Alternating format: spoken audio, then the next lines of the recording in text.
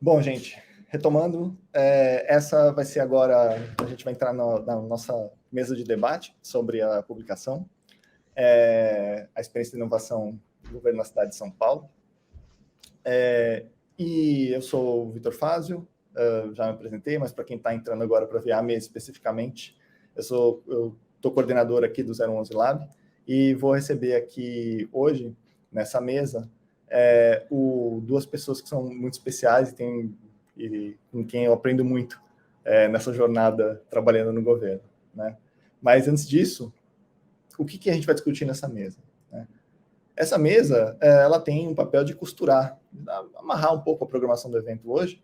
Então, eu vou recontar um pouco o percurso e para poder também localizar o pessoal aqui que está chegando agora, tá? A gente começou o evento com uma mensagem do nosso chefe de gabinete, né, o Jorge. Depois a gente passou pela apresentação de 2 casos de inovação da Prefeitura de São Paulo, casos que foram sistematizados pelo programa Copcola, o caso Liga os Pontos, e o caso do redesenho da jornada de emissão de notas fiscais do MEI, né? Em seguida a gente falou um pouco sobre essa pesquisa inédita que a gente está lançando hoje, né, experiência da inovação em governo na cidade de São Paulo. E agora é hora de convidar esses especialistas para o debate, e um debate sobre as oportunidades de fortalecimento dessa agenda, uma agenda positiva para a inovação em governo a partir da vivência de cada um deles e, enfim, experiência enorme que eles têm. Então, eu queria apresentar essas pessoas que, enfim, são muito relevantes aí para o ecossistema, mas também tem um lugar especial aqui no meu coração pelas coisas que a gente já viveu junto, enfim. Primeiro, o Bruno Monteiro. O Bruno está falando com a gente lá de Paris. Ele é português, atualmente ele é analista de políticas do Observatório de Inovação do Setor Público da OCDE, a OPSE. E antes disso ele foi coordenador e especialista no Laboratório de Experimentação da Administração Pública, o LabX, que estava lá na Agência de Modernização Administrativa da República de Portugal, e sempre foi uma referência aí para a gente em vários temas, né? Uma grande jornada. E aí, Bruno? Bem, antes de mais, obrigado pelo convite, obrigado por me terem aqui. Queria cumprimentar todas as inovadoras e todos os inovadores. O Vítor já explicou que há um longo diálogo que tem continuado entre os membros do ecossistema de inovação, provando que, por vezes, a distância não é um obstáculo à colaboração. E um pouco a mensagem que gostaria de trazer cá hoje é um pouco esta, de que a partir do Observatório de Inovação do Setor Público é possível continuar a promover e a dinamizar essa partilha e esta colaboração, independentemente do número de quilómetros que nos esteja a separar. Estou muito entusiasmado pela conversa de hoje. O Vítor já teve o cuidado de me apresentar, não vou estar a repetir as palavras que ele usou. Queria apenas cumprimentar por fim os meus colegas de mesa que conheço, ou cujo trabalho conheço bem, e dizer que estou muito animado para termos esta conversa. Que bom. A gente tem conversado de vez em quando, né? E é difícil até controlar o tempo quando a gente conversa. Então, a gente vai ter um desafio aqui hoje, porque o Bruno tem uma experiência muito relevante e enfim, eu acabo aprendendo muito com ele.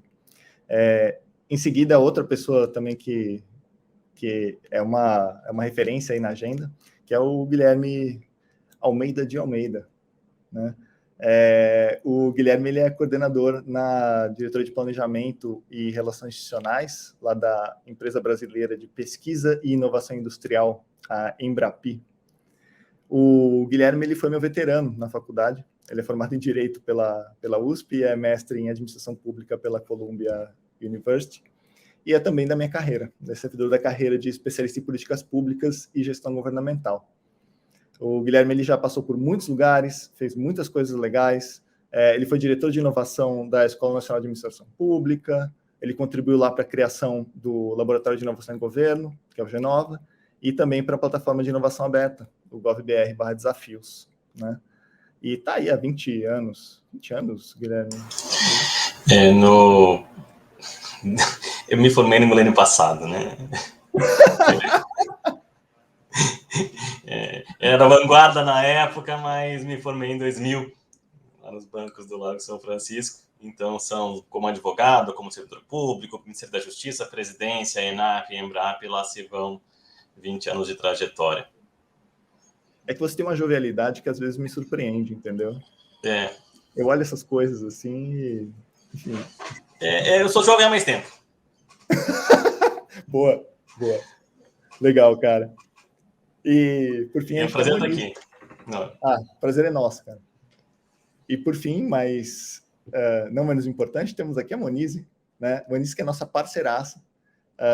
Ela é mestre e doutora em Sociologia pela USP, é coordenadora do SEBRAP Lab e pesquisadora do Núcleo de Desenvolvimento do SEBRAP desde 2010, com experiência aí na coleta e análise qualitativa e quantitativa de dados, em pesquisas sobre educação, mercado de trabalho, mobilidade, sociologia dos mercados, políticas públicas. Monize mergulha em várias áreas a partir dessas habilidades de pesquisa que ela tem e que a gente aproveita muito aqui, né? Ela foi pesquisadora associada do Centro de Estudos da Metrópole, de 2010 a 2017, e atuou em projetos já em parceria com o Ministério do Desenvolvimento Social, sobre inclusão produtiva, enfim, e também, e acho que agora a mais importante, ela trabalha com a gente pelo SEBRAP, no programa Copicola, né? E faz um trabalho espetacular. Tudo bem, Monize? Bem-vinda. Tudo bem.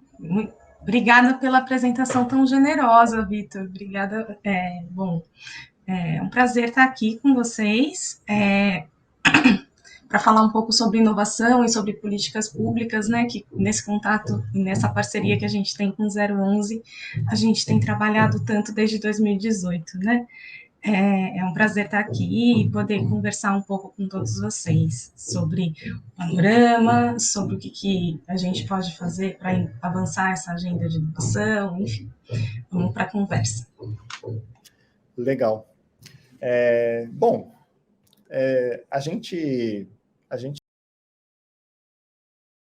acho que um pouco mais amplo, né, de que para a gente poder enfrentar os desafios de entregar melhores políticas públicas para as pessoas, atender, resolver os problemas reais que elas passam, a gente precisa mudar a forma como o governo trabalha, aumentar o nível de inovação que é feita no governo, né? Isso não é novo, né? A gente tem publicações, eu lembro muito daquela publicação de 2014 ainda da OCDE, né? Inovando o setor público, né? E ali já se tratava da necessidade da gente criar habilidades e criar capacidades para o governo inovar, né? E passando para a publicação, a gente viu que uma conclusão super importante é que o fazer diferente, né, ele mobiliza de forma muito ampla as servidoras e os servidores da prefeitura, né? Só retomando alguns dados, né, a gente viu que 22 das 26 secretarias apresentaram projetos inovadores para premiação, né, e pelo menos 3.700 servidoras e servidores se envolveram nesses projetos, né, que buscavam alternativas novas para poder resolver os desafios públicos, né? Enfim, a gente viu também que o resultado mais relevante, que é a sistematização e análise desses dados, apresentou, é que a gente tem um grupo expressivo de servidoras e servidoras que estão trabalhando para transformar suas realidades em diferentes sentidos, com diferentes formas de trabalhar, né? Essas pessoas buscaram novas soluções, elas reexaminaram seus problemas, né, em contextos diversos, e a gente viu também que essas equipes estão em diferentes níveis das organizações, né, desde os equipamentos públicos, que estão lá entregando serviço para a população, até os gabinetes, né? E aí, dialogando com esses achados, enfim, com a mobilização das comunidades de prática e etc., eu queria perguntar para o Bruno, né, que, enfim, tem uma longa trilha aí. A gente vê um número crescente de unidades de inovação em governo nascendo, né, e algumas, inclusive, morrendo nos últimos anos, né? Essas unidades, elas recebem muita atenção, mas a gente vê aqui que os servidores e as servidoras, eles têm atuado transformar a sua realidade muito além dessas unidades formais de inovação. E aí eu queria te perguntar, de maneira mais ampla, qual a relevância que publicações desse tipo e outras publicações também, o CDE, de outros órgãos, que fazem esse tipo de diagnóstico, né? Qual a relevância que essas publicações têm e que usos que a gente pode fazer desse tipo de publicação para acelerar a transformação em governo? E aí, se você quiser já dizer o que mais chamou a sua atenção na publicação, fica à vontade. Então, é uma boa pergunta para começarmos, e eu vou tentar não demorar demasiado tempo com a resposta, apesar da publicação ter estimulado muitos pensamentos à medida que ia lendo. Em primeiro lugar, o que esta publicação tem de interessante é que ela concretiza algo, faz algo que está constantemente a ser dito que é importante fazer-se, mas que nem sempre se faz, que é olhar efetivamente para as iniciativas inovadoras e avaliar, medir o impacto, conhecer as experiências de quem esteve envolvido, tentar perceber em que é que elas se materializaram. E o facto de terem trazido pesquisadores científicos para este processo, associando a ciência e tudo aquilo que ela nos pode trazer de abordagem metodológica robusta, segura, é um contributo extremamente importante. E é importante porque não hesitaram em mostrar os aspectos em que é possível ainda fazer-se melhor. Ou seja, algo muito interessante que esta publicação tem é que olha de maneira séria para o percurso feito, mobiliza uma análise rigorosa e usa esses elementos para identificar oportunidades de melhoria. E este era talvez o segundo ponto que eu salientava que esta publicação tem interessante, é que esta publicação não é feita para arquivo. Esta publicação não se limita a registar o que aconteceu.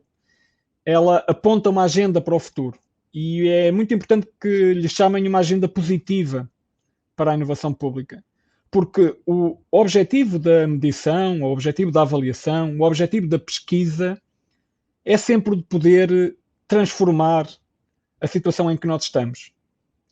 Eu aproveitava para usar uma frase que o Vítor salientava há pouco. As pessoas são mobilizadas para fazer diferente, mas são mobilizadas para fazer diferente se sentirem que essa diferença se nota no valor que é entregue aos cidadãos e às cidadãs. E eu acho que o que esta publicação mostra é que a inovação não só faz de maneira diferente, mas faz de maneira diferente trazendo valor. E o valor está aqui registado de maneira quantitativa, com números, mas também de maneira qualitativa, trazendo experiências de servidores e de gestores. Este é um terceiro aspecto muito importante que eu queria salientar, é que o ecossistema de inovação que aqui é analisado é um ecossistema de inovação de uma metrópole e à escala de uma metrópole. Nós sabemos que as cidades como São Paulo têm um papel muito especial no ecossistema de inovação à escala global e que não é apenas, como se diz, a inovação de base local. Não, uma metrópole como São Paulo é um protagonista global da inovação e se vê-se com o trabalho que o Lab 011, que a vossa equipa de inovação tem trazido. As metrópoles têm algo de original na forma como organizam os seus ecossistemas de inovação. E este é um contributo extremamente original para trazer à luz a importância que cidades com esta dimensão, com esta dinâmica, podem ter na transformação de um sistema global de inovação. E, por fim, um aspecto que me parece interessante, um quarto aspecto que me parece interessante da relevância destas publicações, é que elas salientam a importância de usarmos uma perspectiva centrada no cidadão. Eu acho que nunca é demais repetir que a inovação faz para trazer mais valor a quem usa os serviços públicos. E o facto desta publicação ter assumido que a forma como avaliava o percurso das inovações era a forma como os problemas tinham sido efetivamente solucionados ou as situações melhoradas, parece-me a mim uma perspectiva interessante porque mostra esse compromisso total com a adoção do foco no cidadão. O que é que eu acho que a pesquisa tem de realmente original e que me chamou muita atenção, e com isto vou concluir.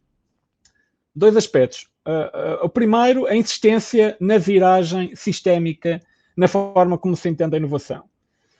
O Observatório da Inovação do Setor Público tem insistido muito na adoção de uma abordagem sistémica que seja capaz de ter uma visão integral de todos os atores, estruturas e processos que contribuem para a geração de inovação e que impactam na forma como a inovação se concretiza, se sustentabiliza ou não ao longo do tempo. Trabalhos importantes foram feitos, desde logo, no próprio país, por onde estou agora a falar, no Brasil, em 2019. Na Dinamarca, muito recentemente, o Observatório da Inovação do Setor Público realizou também uma abordagem sistémica a esse país. E eu acho que uma grande originalidade deste relatório é precisamente apontar para a necessidade de que a inovação seja não só pensada e ativada ao nível do departamento, mas tendo em conta os impactos em cascata, os efeitos diferidos no tempo, as consequências cruzadas que as inovações podem ter à escala do sistema. E esta é uma grande originalidade que eu queria salientar, porque há efeitos que se produzem a nível estrutural que só são observados se nós formos sensíveis à existência deste sistema de inovação. E o segundo ponto, muito original, que me parece que o vosso relatório salienta, é o envolvimento dos servidores públicos. Ou seja, o facto de trazerem não só a perspectiva que os servidores públicos têm sobre a inovação, mas, o que me parece a mim muito interessante, salientarem que os servidores públicos de primeira linha, da ponta, como lhes chamam, têm um papel muito importante, a um duplo nível, se quiserem. Primeiro, são eles que são o rosto do Estado para uma grande parte dos cidadãos. Ou seja, o cidadão, quando conhece o Estado muitas vezes através do funcionário, do servidor público de primeira linha.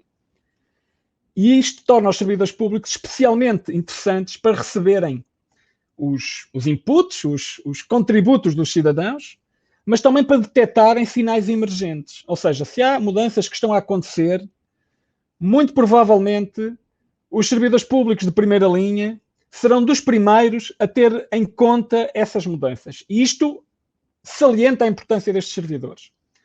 Por outro lado, estes servidores são importantes porque as grandes políticas, os grandes conceitos, quando acontecem na prática e acontecem transformados por estes servidores públicos. Ou seja, nós precisamos destes servidores públicos qualificados, nós precisamos destes servidores públicos com margem de autonomia, nós precisamos destes servidores públicos com capacidade de antecipação e de planeamento, porque em parte depende deles a capacidade de fazer de uma boa política uma boa prática. E com isto, penso que já posso concluir a resposta à tua primeira pergunta, Vítor. Sabe o que eu achei, assim, o que me impressiona? A frase com que você terminou, né? Disso depende as pessoas transformarem uma boa política em uma boa prática, que é o grande dilema da implementação de política pública, né? E apontar essas práticas de inovação, né? Essas abordagens, esse repensar da ação do Estado como uma das soluções possíveis, né? Adorei a sua fala. Eu fiquei eu tive até dificuldade de ir colocando os pontos, porque você ia falando, eu já ia conectando com outras coisas, foi muito bom, né? Vamos dialogar sobre isso.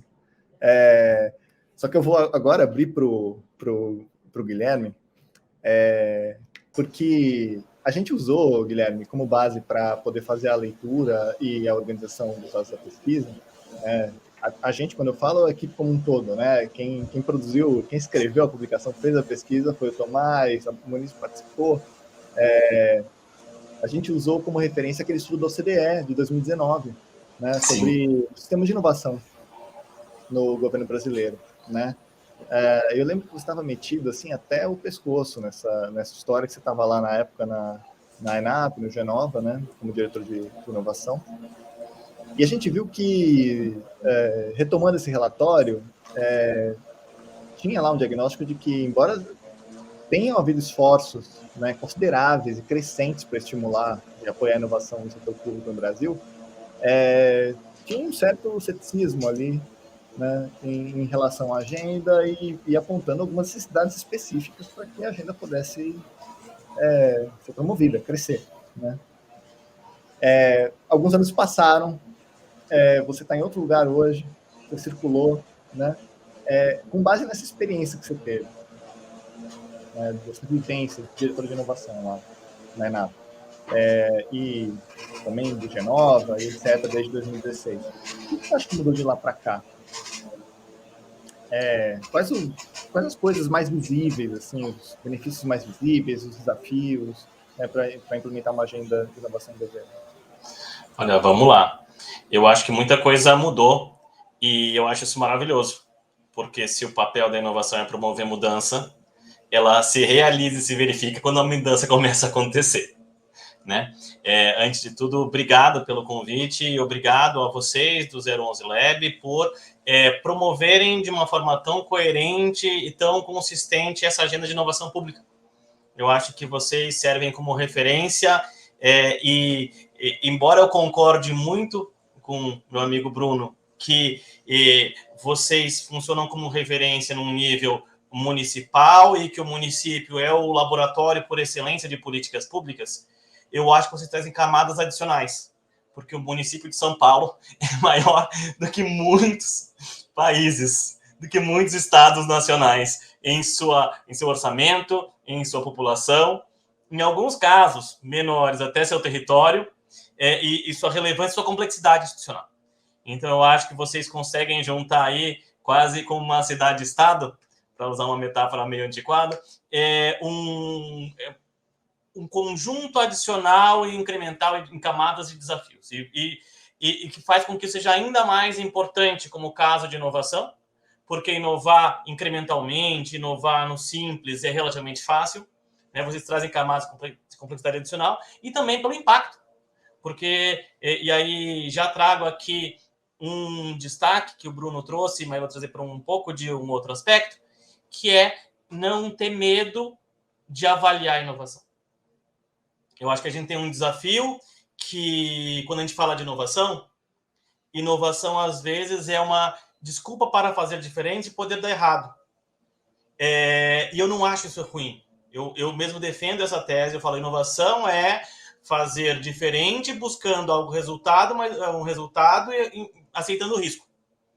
Isso faz parte do processo. Mas medir para evidenciar seus impactos, seus dilemas, suas oportunidades é algo muito importante. É um ato de coragem até. E eu acho que essa é talvez a primeira coisa que mudou. Porque se a gente começa a falar de inovação em retrospecto, ou não só em prospecto, é sinal que a gente já está implementando, já está fazendo inovação. Certo? Quando a gente coloca inovação como agenda, vamos fazer isso. A gente está no mundo da formulação, no mundo do programa, no mundo da definição de agenda, etc. Mas quando a gente começa a falar, fizemos isso, estamos reavaliando, a gente já está terminando uma rodada do ciclo de políticas públicas. A gente já está passando de fase. E como diria um amigo querido, se a vida ficou mais difícil, parabéns, você passou de fase. Então, de fato, estamos falando de uma evolução da agenda e de uma nova fase da agenda. Outras coisas que mudaram de lá para cá, para voltar para a sua pergunta original. E aí, lembro que ali naqueles anos pela ENAP, eu digo que a gente pediu música no Fantástico, porque a gente fez 3 estudos com a OCDE numa tacada só. Um de governo digital, um de competência para inovação e um de sistema de inovação, tentando preparar o terreno para o que viria. E, para mim, o 011 Lab é um grande exemplo, e vocês se pautarem nessa conversa, é um grande exemplo de que a gente conseguiu arar e fertilizar a terra. Porque coisas estão nascendo. A gente está agora na 7ª edição da Semana de Inovação, que segue sendo inovadora, com grandes nomes. Bruno foi nosso convidado, acho que na 4ª edição, salvo engano, ou na 3ª. Ou na 5ª, algum tempo ali, uns 2 mais anos para trás, e é parceiro de longa data, mas a semana segue crescendo e deixou de ser um evento em Brasília para ser um evento nacional. Laboratórios deixaram de ser algo do governo federal, que tem supostamente recursos de sobra comparado com entes subnacionais, passou a ser uma prática em outros lugares. A gente falava, e no estudo a gente coloca isso como referência, que você precisa de 5 elementos, pelo menos. Né? Você precisa, primeiro, de conceitos comuns. Você precisa falar da mesma coisa quando fala de inovação. E se a gente começa a ter uma gramática comum para a inovação, um vocabulário comum, termos comuns, e o estudo consolida isso muito bem, a gente está falando a mesma língua e passa a ter diálogo.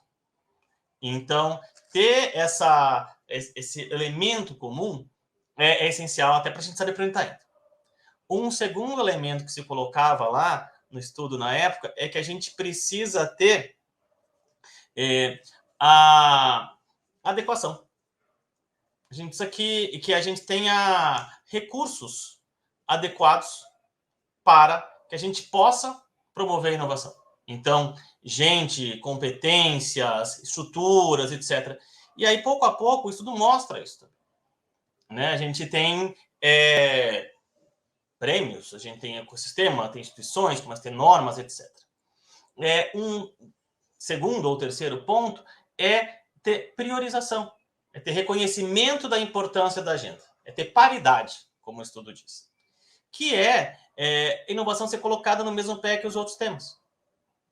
E aí, quando vocês colocam uma Secretaria Municipal de Inovação, institucionalmente, ela está no mesmo nível que os outros temas.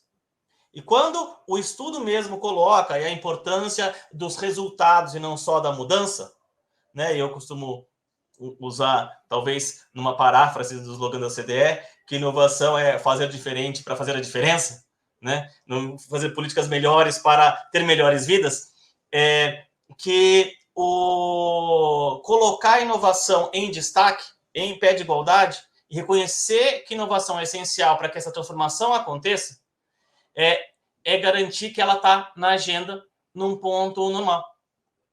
E aí, um quarto ponto colocado ali, ainda no estudo, é o que eles chamavam de normalidade.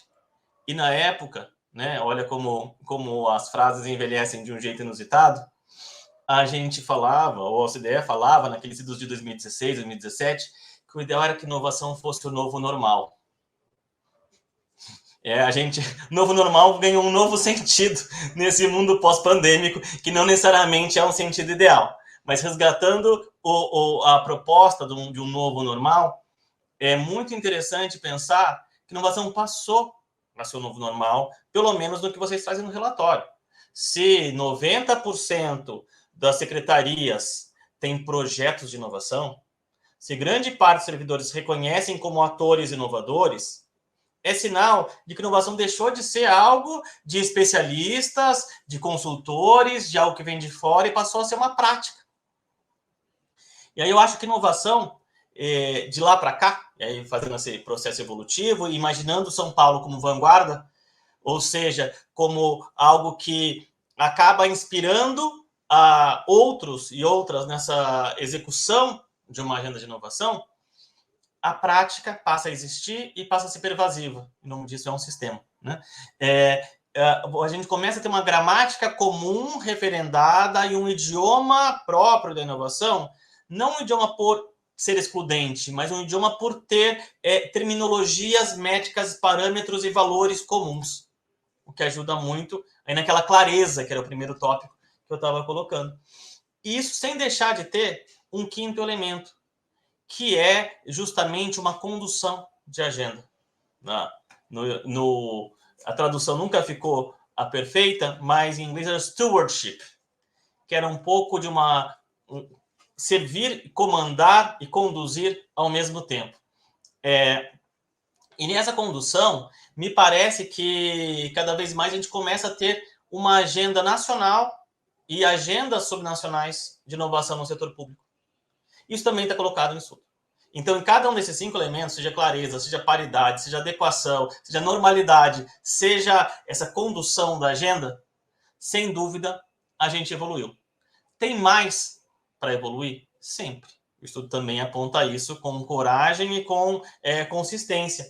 Mas o que me parece, e aí eu volto no meu ponto inicial, como um bom ciclo, é que a gente passou de fase. A gente fechou um ciclo, e se tem um momento de avaliação de política como esse, que aponta adiante, que olha para trás, entende o que fez, e aponta adiante, e sugere para onde ir, é porque a gente está passando de fase e entrando num novo ciclo. E parabéns por isso, parabéns por pelo quão virtuoso esse ciclo foi e pelas conclusões e visões que permitem um ciclo novo ainda mais adequado, ainda mais transformador, faça ainda mais a diferença. Gente, como é que eu vou conseguir moderar esse evento desse jeito? Eu não consigo, gente. Eu tenho limitações emocionais, assim, com a fala. Essa fala do Guilherme me traz muitas memórias e me emociona por ser uma homenagem a essas equipes que estão trabalhando, né, nessa agenda durante todos esses anos, com maior sucesso, menor sucesso, mas, enfim, obrigado, Guilherme. Eu queria abrir um pouquinho. É muito legal te ouvir nessa revisão, né, das indicações daquele relatório de 2016. Eu lembro bem das finalidades que vocês buscavam na produção daquele relatório, né? Uma finalidade também de institucionalizar as agendas, né? De polinizar para o futuro, né? De consolidar um legado de alguns anos diante das transições que são naturais no regime democrático, né? Que esse é um outro tema muito interessante. A gente não vai ter espaço para tratar aqui, mas eu acho que é um tema fundamental e tem a ver com a discussão sobre sustentabilidade, né? Mas, enfim, eu já falei demais nesse evento. Eu queria ouvir a Monize agora. Monize, a gente tem caminhado juntos, né? Há bastante tempo. E a gente vê que essa jornada da inovação ela é uma agenda em andamento, né? E a gente tem descoberto as respostas, né? A gente tem descoberto as perguntas também, né? Ao longo do caminho. E também refinado as perguntas e descoberto as respostas. Não tem resposta única, né? E a gente está com vocês ao longo desses anos para trabalhar uma etapa super importante da jornada do servidor e da servidora que buscam inovar, né? Que é o programa Copcola, né? Que é esse programa de gestão do conhecimento, né? Que busca mergulhar nas práticas mais emblemáticas, fazer um registro, eu vou dizer, um registro extremamente cuidadoso, estruturado, numa linguagem acessível e também construindo instrumentos nos próprios guias, onde é sistematizado esses casos, para que as pessoas possam reproduzir. E aí a gente conectar servidores a partir dessas práticas. E aí eu tenho uma pergunta para você, que tem a ver com o seu trabalho como pesquisador, né? O núcleo do SEBRAP, onde você tem atuado já há algum tempo, ele tem esse foco nos processos de desenvolvimento econômico, né, os desdobramentos nas desigualdades, nas políticas públicas relacionadas a esse tema no Brasil. E como é que você vê o papel da Prefeitura de São Paulo no avanço da agenda de inovação, né? Que desafios você tem identificado nessa agenda? E, enfim, fique à vontade para desenvolver isso. Tá certo, obrigada, Vitor. Eu acho que tem muitas coisas, assim, eu queria também falar algumas coisas que conversam muito com o que o Guilherme e o Bruno falaram também, que eu acho que a Prefeitura de São Paulo ela tem uma agenda na inovação que foi se aprimorando ao redor do tempo. Então, eu concordo com o Guilherme, eu acho que a gente passou de fase dentro da Prefeitura, eu acho que a gente consegue ver isso quando, não sei, que se você que está assistindo a gente já teve essa oportunidade, mas se você olhar no comecinho da publicação do Panorama tem os marcos da inovação, né? E a gente vê como que, cumulativamente, a Prefeitura de São Paulo tem feito diferentes iniciativas que ajudam a melhorar capacidades estatais para inovar, como criação de escolas do parlamento e criação de escola de gestão mesmo, né, para administração pública, para nossos servidores e servidoras poderem trabalhar sobre isso, né? Acho que tem isso como uma coisa importante para destacar. Eu acho que ter uma criação de uma secretaria dedicada à inovação também mostra isso. A criação do Mobilab e toda a sua articulação com a sociedade civil quando ele foi criado, o 011 e todas as iniciativas do 011 que têm promovido tanto a conexão entre servidores e servidoras, quanto a esse tipo de capacidade estatal, acho que é muito importante a gente pensar isso, né? Como que estruturalmente a Prefeitura de São Paulo tem tentado transformar a gestão e aproximar governo e cidadão de uma maneira que a gente consiga entender como que a inovação pode trazer serviços públicos de qualidade. Acho que isso é uma coisa bem importante, né? Que pensando o papel da prefeitura, mas pensando também, né, a redução de desigualdades, que é o que o Vitor me provocou aqui, e como que a gente pode pensar isso. A gente está vivendo um momento muito crucial, eu acho, para pensar isso, né? São Paulo e o Brasil e o mundo viveram uma pandemia nesse momento, e isso movimentou muito o tipo de acesso a serviços públicos digitais, o tipo de oferta, inclusive, né? Telesaúde no serviço público não era uma coisa que a gente pensava como uma possibilidade para ser tão disseminada agora, né? Em 2019, se eu falasse assim, olha, a gente vai ter no serviço público agora consultas online, não era uma coisa que a gente pensaria como algo tão factível nesse momento, né? Estou dando esse exemplo, mas eu acho que o exemplo que todos vão conhecer experiências muito próximas, né? É a educação, passar por essas telas, como que a gente fez esse desafio acontecer, enfim, a gente está vivendo um momento muito importante nesse sentido, e aí eu queria retomar algumas coisas do painel do CETIC sobre a Covid-19, que talvez seja interessante a gente pensar, para inclusive pensar essa questão, né? Tanto o painel do CETIC de TIC-19, quanto também uma publicação que a gente também desenvolveu com o CETIC sobre desigualdades territoriais e acesso à internet, acesso a tecnologias, né, para poder trabalhar para além do físico esse processo. Quando a gente olha essas publicações, acho que tem algumas coisas que são muito interessantes, né? A primeira é que a gente vê que teve um salto muito grande do tipo de serviço que você faz a partir da internet e o tipo de acesso que os serviços públicos trouxeram a partir desse momento, né? No entanto, isso não veio acompanhado de uma mudança de acesso ou de exclusão digital dentro da sociedade. Então, assim, a gente teve um impulsionamento muito forte nas classes D e E para o uso de aplicativos, de celular, aí eu mostro aqui o meu na minha mão, para conseguir entrar e fazer vários desses serviços online. No entanto, essa mesma população, isso foi impulsionado principalmente pelo auxílio emergencial, né? O auxílio emergencial ser online fez com que esse acesso disseminasse um pouco mais.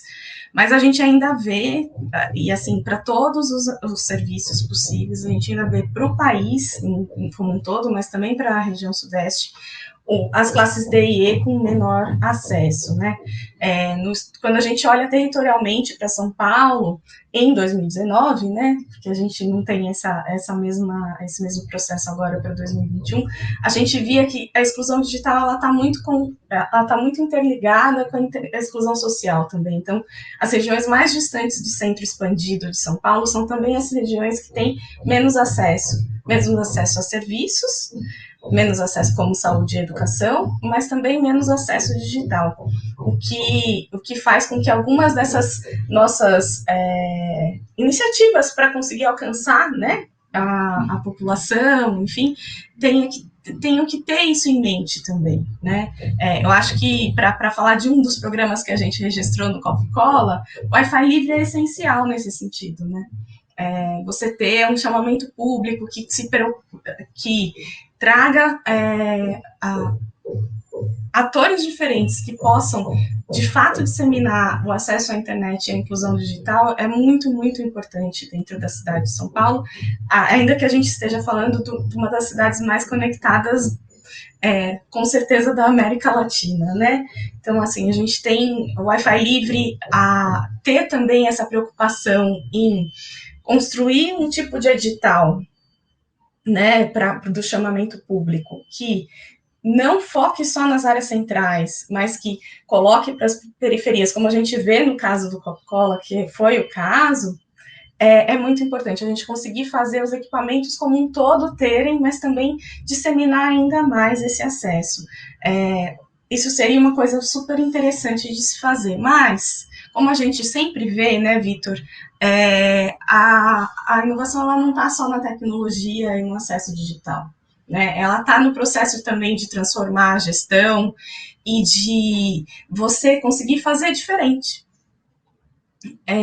Eu acho que a gente poderia pensar nesse sentido como um desafio para a Prefeitura de São Paulo o investimento nas capacidades estatais da prefeitura, né? É uma coisa que o próprio 011 faz bastante, como o Vitor falou anteriormente na fala dele, mas como o Bruno também estava falando, a gente tem, quando a gente olha os dados da premiação, né, do Premia Sampa, e vê quem são as pessoas que se engajam com a inovação pública, isso está muito na ponta e não é desprezível, né? Então, a gente investir em capacitar, em trazer competências transversais, como o trabalho com evidência para poder desenvolver uma inovação, a gente conseguir investir em ter diferentes formas de comunicar o que tem sido feito e articular essas pessoas para que elas possam ter acesso a esse conhecimento, e aí eu volto ao Coca-Cola, nosso projeto de tantos anos em conjunto, é bastante importante para que a gente possa superar alguns desses desafios, né? Eu acho que é um desafio alcançar as pessoas que estão em todos esses equipamentos e que estão aqui querendo inovar, mas elas estão engajadas com a pauta, e aí, nesse sentido, trazer capacidades para esse público é super importante, e eu acho que em alguma medida, o que a gente vê também no Coca-Cola, né, a partir dessa gestão de conhecimento que a gente desenvolve, é que o processo de articulação, e aí isso também aparece muito forte no panorama, a articulação com diferentes atores, a comunicação, para se conectar e para conseguir avançar uma outra forma de fato se aproximar do cidadão e oferecer um serviço público de qualidade, é essencial para que as iniciativas ganhem robustez. Então, se comunicar com outros setores que estão passando por esse processo importa. Acho que a gente teve 2 casos que mostram isso, né? Tanto o Ligue os Pontos quanto o caso do MEI também mostram isso, como essa articulação é essencial para que a gente possa promover soluções para problemas complexos e para que a gente possa promover, de fato, uma aprimoração no serviço que a gente oferece. Eu vou parar de falar porque eu não sou uma pessoa que sabe falar pouco. Então, eu vou parar por aqui, mas eu acho que eu te respondi, Vitor. Sim, sim. E eu queria agradecer aos nossos colegas também, né? O Guilherme e o Bruno, acho que foi incrível as falas de vocês. Fiquei aqui toda hora assim, eu quero abrir o meu microfone e falar com vocês, mas enfim, vou parar. Você está entendendo a minha dor agora, minha dor e meu prazer de conversar com esses dois, né? Com o Bruno eu conversei bastante nas últimas semanas e era sempre um desafio, assim, porque era eu conversando e olhando na agenda, né? Que não tinha fim, assim, os papos surgindo. E aí eu acho que você tocou num ponto muito interessante, Moniz, em vários pontos interessantes, né? Mas teve um ponto que me chamou a atenção, e agora eu queria fazer algumas perguntas, assim, fiquem à vontade para interagir, tá? Com elas, abram o microfone, vamos bater papo mesmo, né? Acho que tem um consenso, assim, que entre nós, entre quem trabalha nessa agenda, e eu acho que a publicação ressalta isso, da importância de gerar essas capacidades, né, para inovar, para transformar a forma de se trabalhar na ponta, as pessoas que estão interagindo com o cidadão, com a cidadã no dia a dia, né? E a gente também, acho que já emergiu aqui em vários momentos, que essas capacidades elas têm algumas características, né? A gente falou bastante aqui nessa capacidade de interagir com o cidadão, com a cidadã, aprender com eles, redesenhar constantemente essas interações, experiências de interação, né? A gente falou em colaboração, intersecretarial, enfim, a gente falou em dados, né? Moniz ressaltou isso, né? Uma habilidade que ela usa muito bem aqui, incorpora no laboratório isso. Enfim, a gente falou em vários tipos de competência, né? E de capacidades. Mas e aí? Quais são os caminhos que vocês veem para intensificar essa geração de capacidades para inovar na ponta, nesses equipamentos, nessas estruturas que estão aí inseridas numa realidade tão diversa como a da cidade de São Paulo e de, enfim, outros lugares da América Latina?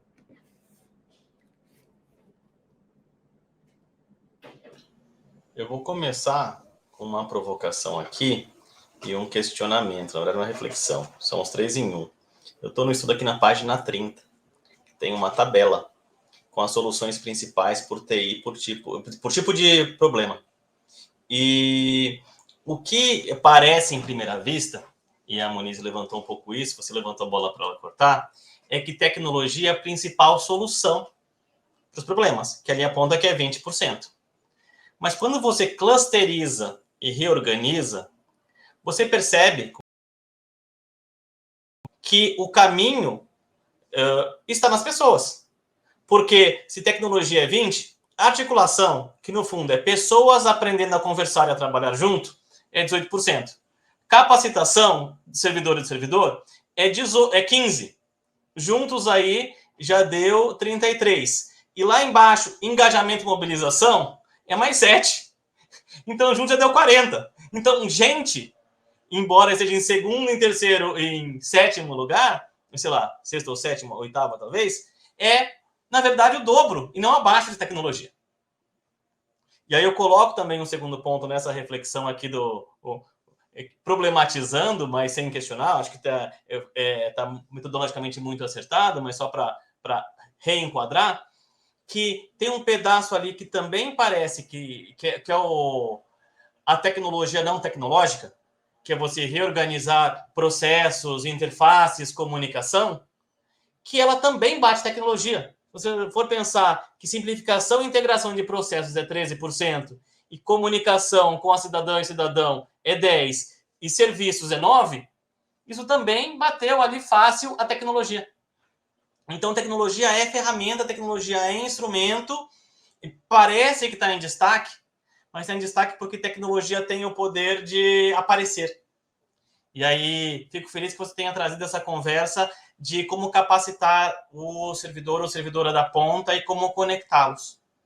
E aí, tudo que eu vou falar agora tem uma empáfia e uma deslegitimidade, porque eu falo do governo federal, que a última coisa que faz é falar com pessoas na ponta.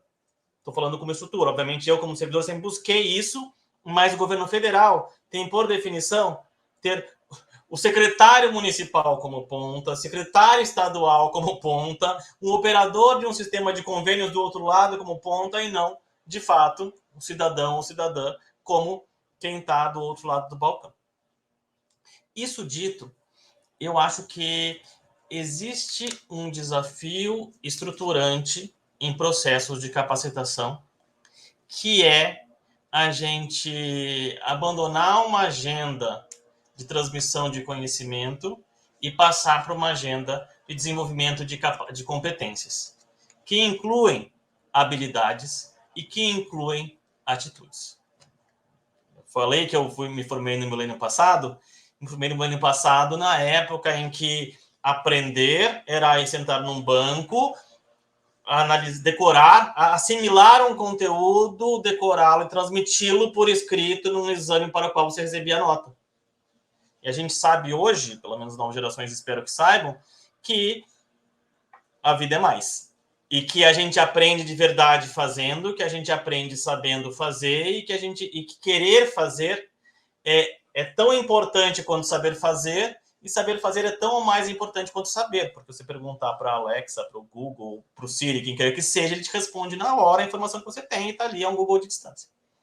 Então, conseguir processos de capacitação que envolvam a mobilização e o engajamento, ou seja, a atitude e o compromisso, que envolvam também o saber fazer na prática, eu acho que é parte desse processo de transformação da capacitação e que envolve um diálogo entre pares, que envolve um aprendizado com quem está fazendo, com a disseminação de boas práticas, com treinamentos no local, com experimentos como forma de aprendizado, que é algo que a inovação traz como diálogo, que envolve consolidação e acessibilidade de conhecimentos de uma forma prática, como repositórios, mas não como lugares onde os PDFs vão para morrer, e sim como um lugar vivo de consulta de soluções para facilitar a sua vida. Comunidade de prática e de diálogo, grupos do WhatsApp informalmente se criam porque faltam estruturas efetivas e de verdade para essa conversa, para essa troca. Então, olhar para isso com atenção e reconhecer institucionalmente, formalmente ou não, a validade da troca e da conjunção e da ebulição que surge dessa conjunção de conhecimentos, eu acho que é um primeiro passo. Mas, de novo, tem um alto nível de petulância e de desconexão com a ponta, essa minha resposta, que fica num nível abstrato. Acho que a melhor coisa que se faz numa agenda de inovação é experimentar. E, obviamente, medir. Então, eu acho que existe uma janela de oportunidade de experimento, de descoberta, de troca para processo de capacitação. Sou suspeito para falar também porque venho da ENAP, que é um lugar que fazia isso e faz isso reiteradamente. Mas acho que um município como lugar por excelência de experimento pode ser um bom lugar para experimentar novas formas de capacitação mais orientadas em atitudes e habilidades e sempre orientadas finalisticamente para a transformação da sociedade, melhoria do atendimento ao cidadão e eficiência do serviço público. É muito boa esse teu fechamento, porque é uma coisa que está no nascimento do 011, isso. Essa discussão sobre como eu crio essas capacidades. E do Copicola, né? Não queria nem dizer nada, porque eu não falei ainda, mas o Copicola ele é um excelente exemplo de experimento de capacitação. Inclusive que ultrapassa as fronteiras municipais e, como boa inovação, tem seus transbordamentos. E como boa inovação, também está sempre em processo de reflexão e aprimoramento. Passando de fase. Nós aqui internamente estamos discutindo como passar de fase com o que a gente aprendeu. A gente já está chegando no 21º guia, né? E aí, o que mais? Que outros usos esse trabalho pode ter para a prática do gestor público, para o praticante de gestão pública, a pessoa que está lá querendo resolver problema da sociedade, querendo resolver problema organizacional e tal, para entregar serviço público, né? E aí eu acho que você puxa um gancho muito interessante, né? Que é como é que a gente cria essas experiências de aprendizado, né? Que criem essas competências, essas capacidades no indivíduo, nas organizações, no governo em geral, de maneira ampla, em escala. Aqui no 011 a gente aprendeu que as pessoas retêm mais e têm mais chances de reproduzir, de transformar os conhecimentos, as experiências que elas têm em capacidade, experiências de capacitação, se elas são capacitadas dentro de um projeto. Então, você faz um projeto, o projeto tem as duas finalidades: resolver o problema, mas também criar algumas capacidades, né? Mas como é que a gente escala isso, né? Essa é uma das estratégias possíveis. Outras estratégias são capacitações, cursos EAD para sensibilizar, enfim. É complexa essa discussão. E eu acho que ainda tem um amadurecimento aí para a gente fazer, né? Tem alguns caminhos em aberto, né? Vocês querem comentar esse tema também, Moniz e Bruno? Eu talvez mude um pouquinho de onde você estava indo, Vitor, mas eu queria falar uma coisa, assim. Eu acho que uma coisa que talvez fosse importante para a gente entender como desenvolver essas competências é entender um pouco mais sobre o que está sendo feito na ponta, né? O estudo que a gente fez no Panorama, ele mostra, e aí a gente, você citou as pessoas do 011 também, a gente tem o Tomás Wissenbach, o Dorival Mata Machado, a Laura Simões e a Juliana Shiriashi, que foram muito importantes para a gente conseguir fazer todo esse processo. Mas o que eu queria falar, assim, a gente sabe que a ponta é muito importante, certo? E a gente sabe que precisa capacitar, porque a gente via também que as ações, às vezes, eram muito mais pontuais. Era uma mudada de chave de coisas pontuais e que às vezes pensavam que podiam ter um potencial de articulação com outras ações, mas que a gente via que tinha que ter esse processo de construção dessas habilidades e competências. Mas eu acho que é interessante a gente entender um pouco o que a ponta está fazendo, o que ela está entendendo como inovação e como esse fazer diferente, também para poder entender como expandir, né, e como expandir as capacidades, de como pensar esse tipo de trabalho, assim. Com certeza a experimentação e o trabalho conjunto que vocês têm feito com vários projetos é uma coisa muito interessante, mas é um desafio, como você disse, para você escalar, né, talvez ter eventos onde você tenha temáticas, né, conversas sobre temáticas de problemas. Quais problemas você pode resolver? E aí, nesses processos, você conseguir construir na conexão, inclusive, entre essas equipes. Enfim, não sei. Tentei não sair tanto do processo, mas eu acho que tem uma coisa do registro e de o que é essa iniciativa mesmo que está acontecendo, que pode ajudar a entender o que é a capacidade. Você falou em experimentação, Moniz, e é uma coisa que eu já conversei algumas vezes com o Guilherme, né, que talvez a essência tentando essencializar o que é um processo de inovação, o que é a inovação na prática, ela tem muito a ver com a experimentação, né, com a gente se organizar mentalmente, né, e também na ação, para se perguntar alguma coisa, será que? Eu acho que, né? Se organizar para coletar esses dados, né? Como é que eu vou saber se, né? Fazer isso, agir, né? E depois refletir sobre o que se observou, né? Essencialmente, experimentar é uma estrutura, uma forma de pensar, né? Que faz com que possibilite que a gente aprenda o tempo todo, né, toda vez que a gente está experimentando. E é uma competência fundamental, uma capacidade fundamental para os indivíduos e para as organizações. E tem a ver com essa coisa de ser uma organização que aprende, né, uma organização adaptativa, que consegue reagir, não só reagir, mas também evoluir junto com as necessidades das pessoas, né. Bruno, Eu sei que você já navegou muito nessa história, teve umas experiências legais também com os municípios lá da República Portuguesa. E conta aí, o que você acha sobre esse tema? Eu vou tentar não repetir nem o Guilherme, nem a Moniz, eles trouxeram pontos muito importantes. Eu vou tentar contribuir para o mosaico que estamos aqui a montar. Quando falas da criação de capacidades para não só pensar, mas materializar a inovação em governo, eu gostava de salientar que a inovação tem que ser pensada a partir da sua multidimensionalidade. Isto quer dizer que nem toda a inovação existe para resolver o mesmo tipo de problemas, nem tem o mesmo tipo de objetivo.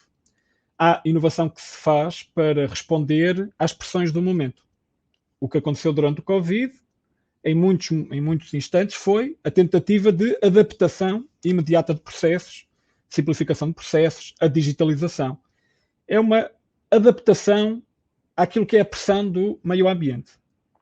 Ora, nós sabemos que não podemos apenas reagir ao que está a acontecer à nossa volta. Nós temos que ser capazes de definir tão bem objetivos, que ainda para mais como são objetivos gerais, globais, transcendem a função deste ou daquele departamento, são desafios à escala da sociedade, e para resolver esses grandes desafios, estou a pensar, por exemplo, nas transformações climáticas, estou a pensar, por exemplo, na grande conversão digital, para adquirir esses resultados a esta escala, não basta respondermos de maneira reativa, temos que ter a capacidade de estabelecer e planear missões que estabeleçam esses grandes objetivos societais, não como apenas discurso, mas como objetivos palpáveis. Por outro lado, nós temos como princípio adotar melhorias incrementais. Nós vamos aperfeiçoando os processos, vamos identificando pontos de dor, vamos solucionando problemas. Ora, nós sabemos, e esta crise veio demonstrá-lo de maneira muito clara, há outras mudanças que acontecem na administração pública que também têm estes impactos muito grandes. Não basta ir melhorando a pouco e pouco. Nós temos que ser capazes de melhorar a pouco e pouco, de ir aperfeiçoando os processos, mas temos também que ser capazes de antecipar e assumir uma atitude proativa para o futuro.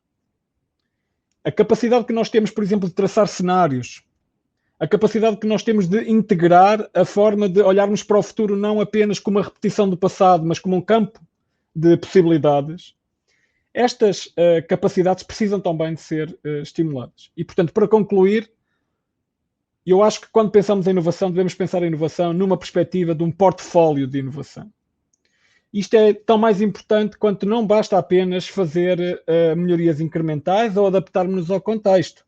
É preciso, por vezes, sermos capazes de mobilizar de maneira coletiva para responder a grandes desafios ou até de nos mobilizarmos para pensar no que vai acontecer daqui a 50 ou a 100 anos, se nós quisermos ter administrações públicas que sejam efetivamente sustentáveis. E um último ponto. Nós pensamos muitas vezes nas competências dos servidores públicos. Eu concordo com os contributos que foram aqui trazidos, mas salientava que nós precisamos também de pensar nas competências das nossas lideranças. A liderança para a inovação, em si mesma, deve ser capaz de acomodar determinado tipo de competências e de atitudes, como o Guilherme há pouco fazia questão de salientar. Portanto, eu salientava que é necessário dar qualificações, é necessário dar competências, é necessário transformar a cultura e as atitudes dos servidores, mas temos de pensar também de que maneira as lideranças podem elas próprias fazer um movimento de transformação no sentido de se transformarem em postos avançados da inovação do setor público.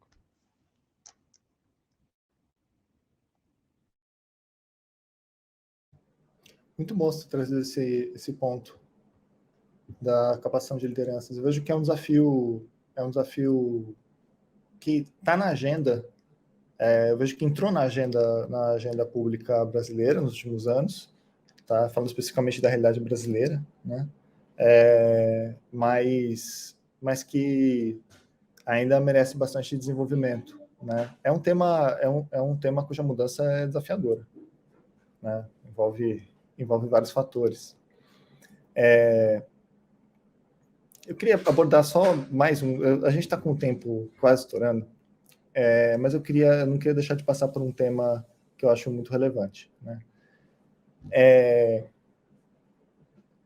Sustentabilidade, gente. Sim, muito rapidamente. Na visão de vocês, né, que estão olhando para a agenda a partir de diferentes perspectivas, diferentes lugares institucionais, etc. O que leva uma iniciativa inovadora a ter sustentabilidade? Né? E quais são fatores que podem apoiar que isso aconteça? Muito rapidinho, assim.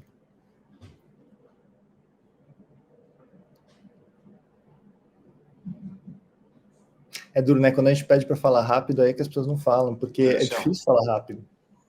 Assim, eu não tenho problemas em falar rápido. Só é difícil falar bem falando rápido, né?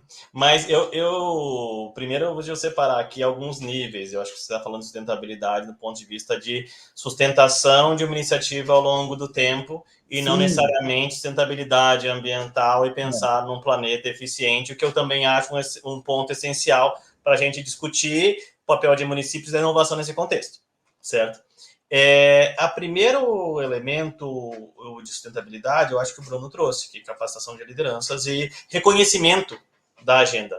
Quando a gente fala lá de priorização de agenda, quando a gente fala de paridade, de ser considerado no mesmo nível de importância, é perceberem, e aí nesse perceber é a alta liderança, que aquilo é uma agenda que é relevante. E uma excelente ferramenta para isso mostrar não os custos da transformação, mas o contrafactual, o custo da ausência de transformação.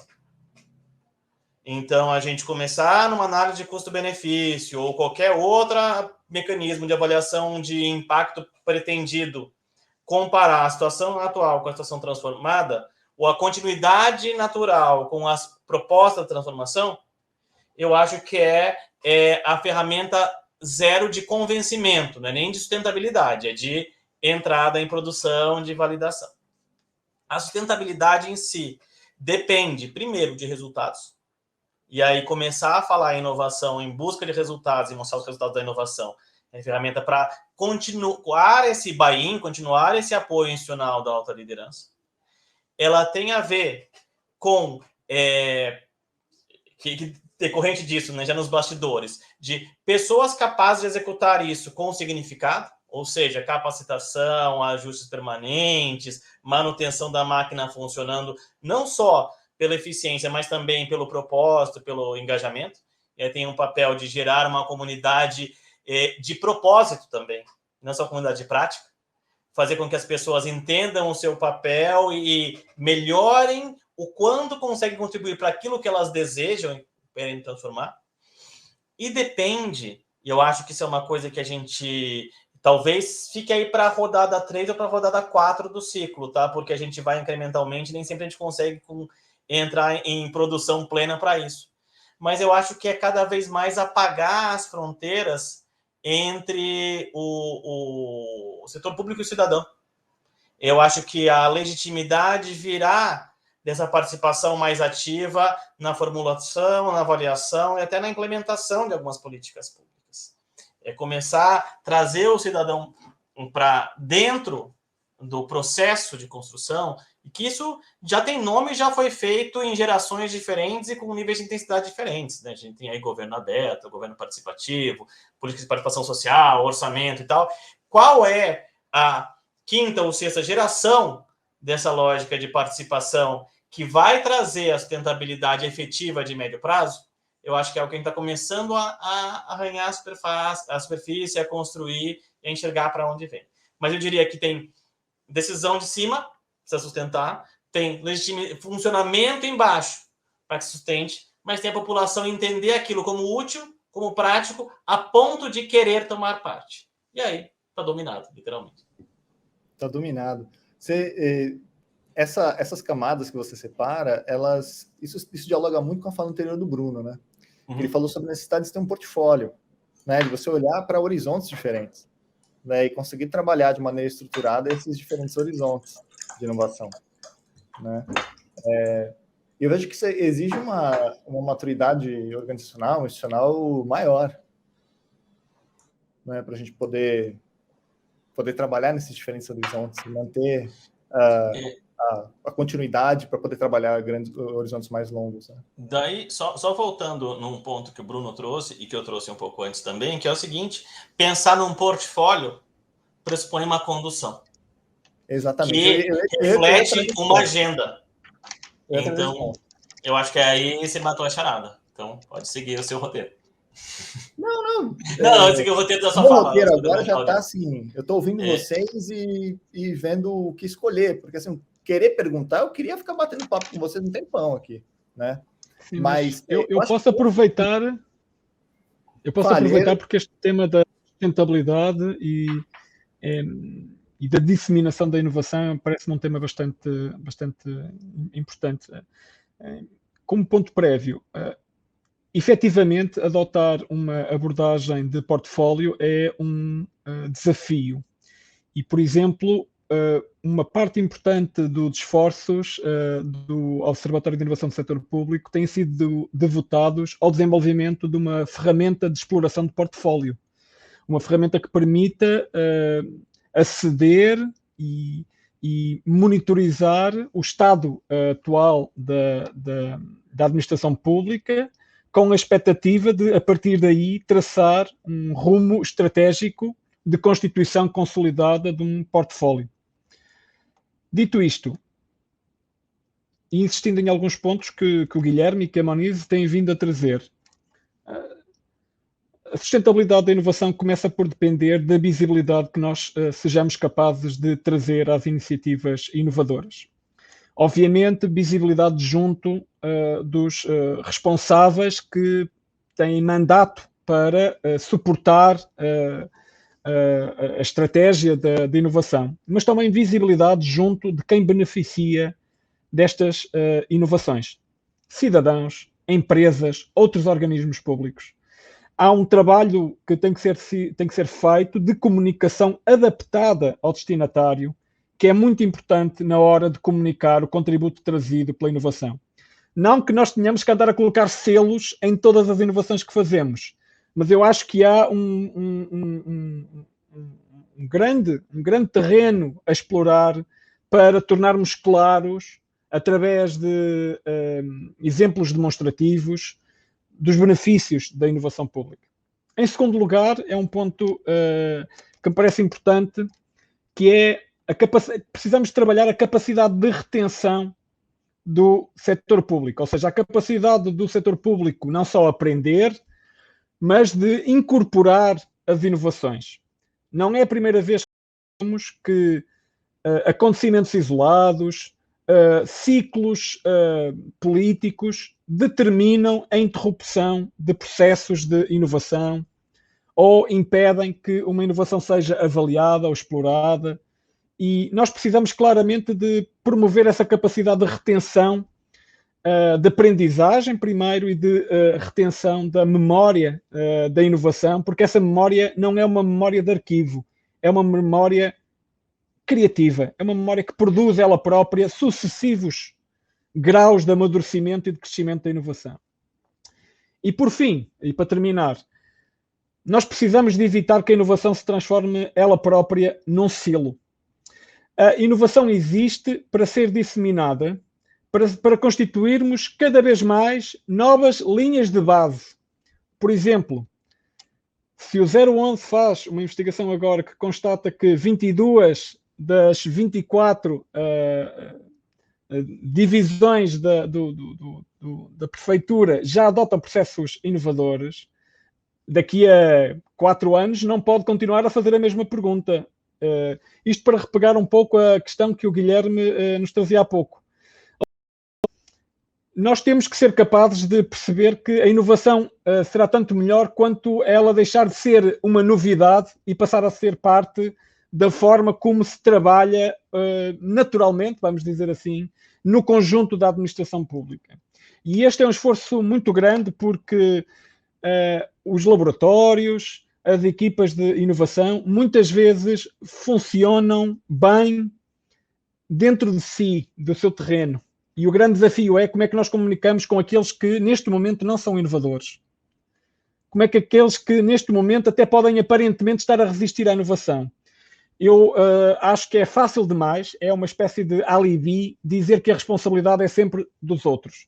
A responsabilidade é também daqueles que promovem a inovação, de a tornar acessível, de a tornar accionável e de a tornar em parte da forma como se opera naturalmente em todas as divisões, sejam elas quais forem, seja da fazenda, seja do trânsito, seja do que for.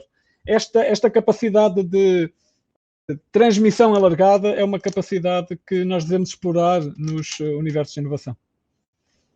Cara, essa sua fala bate fundo aqui, porque para mim um dos grandes desafios das unidades de inovação é comunicar o valor que elas geram. E eu acho que tem um duplo desafio, aproveitando a ideia de camadas, né? Tem um duplo desafio, que é, primeiro, mais difícil, tem temas que são difíceis de explicar mesmo. A gente não descobriu ainda como explicar, como comunicar esse valor e ser entendido por diferentes tipos de público, né? Desde as pessoas que nos garantem os recursos, a legitimidade para a gente poder atuar, né, do ponto de vista organizacional, até as pessoas com que a gente se relaciona dentro do governo e também na sociedade, né? E uma segunda camada que o governo comunica mal demais. A função comunicação do governo, assim, é dura, né? É um desafio. A gente, como gestor público, aprende pouco sobre isso, sobre a função marketing das organizações, né? Então, cara, esse desafio que você trouxe é muito candente, cara. Eu acho que é uma agenda que a gente vai ter que mergulhar e desenvolver, né? Como comunicar valor. E eu vejo que tem boas experiências sobre isso. A gente fez descobertas aqui, né? Que uma das melhores formas de você comunicar o valor é envolver pessoas que são pontos relevantes dentro de redes no governo, por exemplo, falando no público-alvo servidores, né? Envolver essas pessoas dentro de projetos que sejam significativos para elas, que elas passem por experiências significativas dentro desses projetos, que sintam a diferença que faz trabalhar da forma A ou B, usando a abordagem A ou B, interagir com o cidadão, com a cidadã, né? É uma estratégia de disseminação, né? Mas a comunicação em si é dureza, é um desafio. E eu acho que o COP ajuda muito a gente nesse aspecto. Vendo a reação das pessoas com relação a cada um dos casos, a cada uma das práticas, a gente já coletou insights relevantes sobre o que mobiliza diferentes tipos de atores, né? Que tipos de casos, né? Que tipos de práticas relatadas nos casos, né, Moniz? Tem alguns casos que a gente vê que se disseminam muito, né? O caso de ciências comportamentais, por exemplo, né? Linguagem simples, outros menos, né? E mobilizam atores diferentes, enfim. Gente, eu queria ver o nosso tempo aqui, porque eu sinceramente não estou vendo o tempo passar. Posso falar só um pouquinho? Eu ia perguntar para você agora, se você quer comentar essas questões, porque acho que você tem uma vivência espetacular aqui com a gente também, e fora, em relação a esses temas. Sim. Bom, eu acho que eu super me sinto contemplada e concordo plenamente especialmente com as falas do Bruno e do Guilherme, eu acho que são essenciais, né? Tivemos uma pequena mudança de temperatura e gestão aqui na luz, deu tudo certo, vocês estão me ouvindo ainda? Eu vou dar 5 segundos e eu volto a falar. Tá? Então, tá, voltando. Bom, eu acho que a gente tem, né, na agenda da inovação e os desafios para conseguir promover isso, eu acho que eu me sinto, a sustentação disso, eu me sinto super contemplada pelo Guilherme e pelo Bruno, eu acho que eu acho que são esses são sim pontos chaves. Quando você perguntou, a primeira coisa que me veio na cabeça foi uma coisa que aparece em todos os nossos guias, que é o apoio político, né? Você ter a alta liderança engajada e entendendo que você precisa testar, experimentar, fazer para conseguir transformar e fazer um processo mais eficiente ou fazer um atendimento que tenha maior qualidade, é muito importante, né? De todos os nossos guias, eu acho que só tem um caso que não tem apoio político como um dos fatores de sucesso. Eu acho que isso diz bastante, né? Assim, do como que você ter priorização na agenda importa, né? E eu fiquei pensando muito aqui que uma coisa para enfatizar uma coisa que também o Guilherme falou, que é você ter engajamento da sociedade é importante também, né? Iniciativas como a Radartona e todas as iniciativas que já teve de agregação de governo aberto, enfim, tudo isso ajuda muito a manter no governo esse processo, né? Desde que em São Paulo, pelo menos, né? Retomando um pouco o que a gente estudou para fazer o panorama, desde que a gente tem a Controladoria Geral do Município, né? Aquele momento é um momento que marca uma abertura de governo aberto. E aí, quando você cria uma Secretaria de Inovação também, é um momento que marca a priorização dessa agenda dentro do governo. Então, você tem alguns marcos que ajudaram nesse processo até aqui, mas o processo de sustentação passa pela priorização e passa por você conseguir envolver mais pessoas com essa agenda, né? Eu acho que, pensando, né, no desafio da rotatividade que o Bruno trouxe, eu acho que o Copcola ele tenta, em alguma medida, responder isso, a não inventar a roda toda vez, né? Que é uma coisa que apareceu muito, inclusive, nas nossas entrevistas para o nosso... Agora eu vou fazer um spoiler, espero que vocês me permitam. Manda spoiler. Que é o último caso, né, desse ano, vai ser exatamente o Copcola. E a gente percebeu muito como que desde o seu nascimento, né, ele tem esse processo de tentar trazer com que a memória e o que está na tradição, o que está no oral e, enfim, o que as pessoas conseguem na conversa, também tenha registro para que possa se disseminar em outros lugares, né? A comunicação também a partir dos aprendizados na inovação. E conseguir ultrapassar um pouco só quem está ali conversando. Enfim, mas é um desafio fazer com que esse conhecimento registrado de fato se dissemine e se torne parte da prática das pessoas, né? Que volte à prática, volte a ser conhecimento tácito em alguma medida. Enfim, parei, gente, parei. Imagina, não para não. Tava ótimo. Olha, eu vou ter que terminar, tá? Embora meu desejo fosse continuar, mas eu não quero terminar sem fazer uma rodada, assim, tópicos.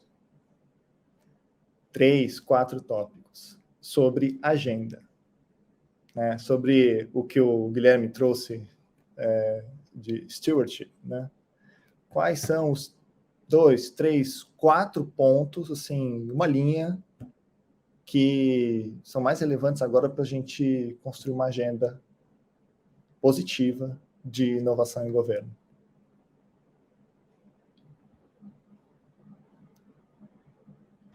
Bem, desta vez eu posso... Não, se a Moniz quiser usar o tempo, eu gostaria que fosse ir, a Moniz. Bruno. Não, eu preferia, porque tanto eu quanto o Guilherme já fomos primeiro, portanto acho que é a altura de ir a Moniz. Vamos lá. Tá certo. O Bruno sempre é muito gentil nesse momento, mas Vitor sempre dando umas perguntas fáceis, né, pra gente, assim. O que a gente faz de priorização na agenda, enfim. Eu sou, né, suspeita, porque eu fiz parte da pesquisa do Premia, e eu acho que uma coisa que ela ensinou muito para a gente é a importância da gente investir em capacidades, né, e habilidades, e conseguir conectar as pessoas. Eu acho que é muito interessante perceber que a articulação e tudo que conecta, né, como disse o Guilherme, gente, é o que fez com que várias dessas iniciativas elas fossem construídas, mas não só construídas, que elas fossem um pouco mais articuladas, fossem menos pontuais. Então, eu acho que construir competências para as lideranças e também na ponta, de um lado, e construir conexões, eu acho que importam para a agenda de inovação em governo, sim. Eu acho que essas duas coisas que eu ressaltaria. Excelente. Também com a sociedade civil, talvez. Acho que poderia ser interessante continuar essa pauta, acho que é importante. Enfim, parei. 2 palavras, né?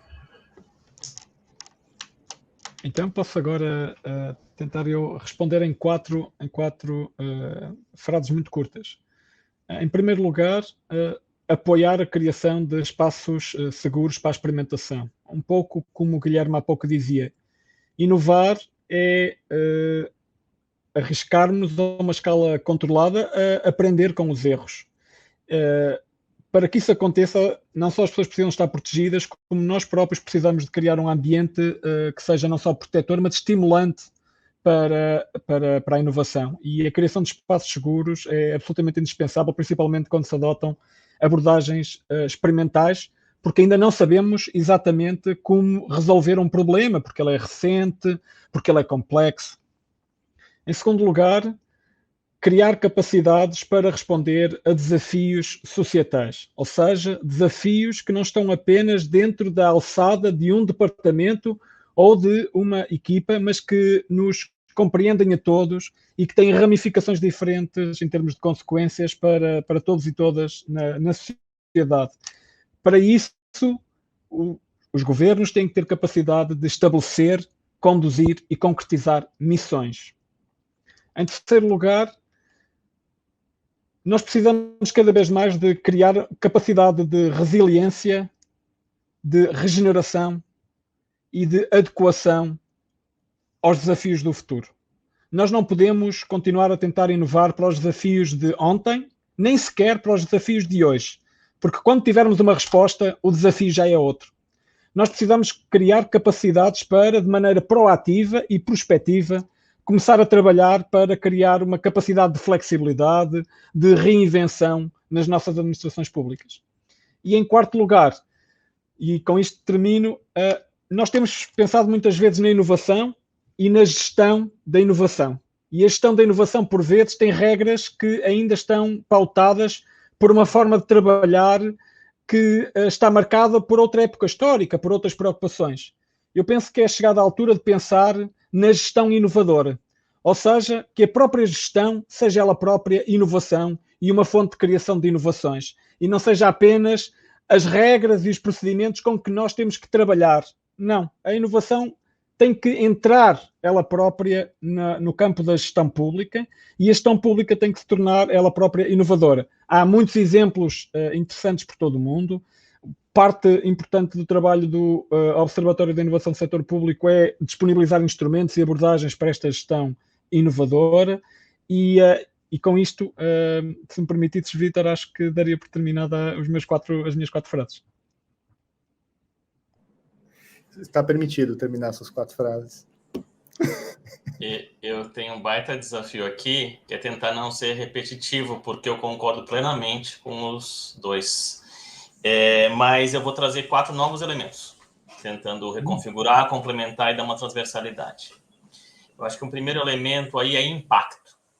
E aí, quando eu falo impacto, eu falo em resultado, mas também em efetividade da política pública.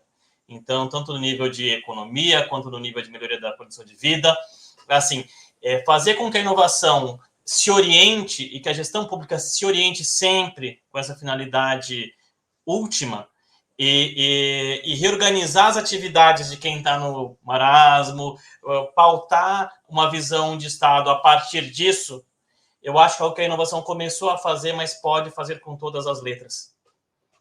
Então, colocar o impacto no cidadão, a melhoria da condição de vida, a melhoria do ambiente de negócio, como sempre, o motor, e validar isso, e coloca no meio da conversa orientação por dados, validação com as pessoas, etc. Então, acho que esse é um grande ponto de uma agenda. A inovação não é ficar colocando post-it, é transformar para gerar impacto. A segunda, eu acho que é a articulação.